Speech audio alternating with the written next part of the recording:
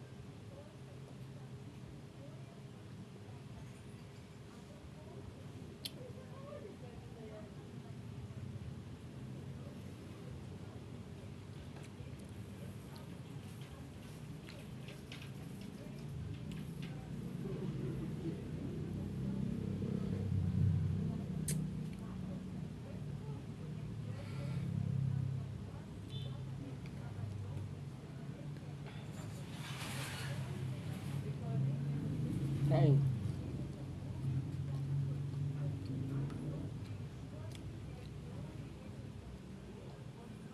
Maaga akong kumain kasi alas 6. Ngayon alas 6 yung trabaho ko. Pasok naman.